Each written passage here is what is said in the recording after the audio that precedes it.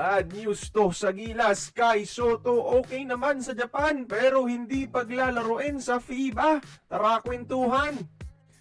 Over this weekend mga idol, patuloy ang improvement ni Kai Soto mula sa kanyang recovery. May average siyang 12 points, 9.5 rebounds, and 3.5 assists sa dalawang laro kalaban ng Sendai. At kung akala natin tuloy-tuloy na ito at improved Kai ang makikita natin sa nalalapit na Gilas window, mukhang nagkakamali tayo. Dahil according sa article mismo ng Spin.ph, malabong makakalaro si Kai mga idol sa upcoming window.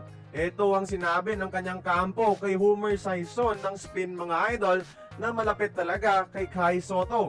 Unlikely daw na makaka-attend si Kaiju ng 10-day training camp ng Gilas simula February 16 dito sa bansa.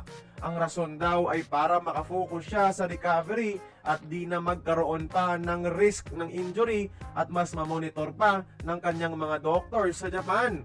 Pero hindi ko gets kung ayaw nilang i-risk si Kai sa injury. Dahil sa past 4 games niyang Pusigaya mga idol, 28 minutes per game yung average ni Kai dyan at babad na babad talaga. Paano yung risk mga idol? Although hindi pa naman official sabi ng article kung tuloy o hindi, the fact na hindi siya makakasali ng training camp is already an answer we are too afraid to admit.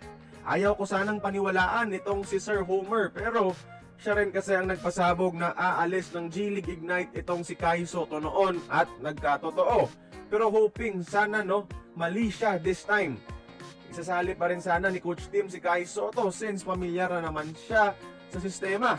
Sayang dahil may chance pa naman tayo sa Team C ng Australia at New Zealand sa February 26 at March 1 mga idol kung meron lamang Kai Soto na nagiging angkla ng Gilas offense at defense. Loaded naman ang Gilas kahit walang Kai pero parang Lakers lang yan without Luka Doncic. Si Kai kasi ang pinaka-importanting pyesa ng ating national team. Sana lang hanggang wala pang announcement sa Gilas, sana lang mali itong sinabi ni Sir Homer Sison. Pero nakakakaba, I can't lie mga idol.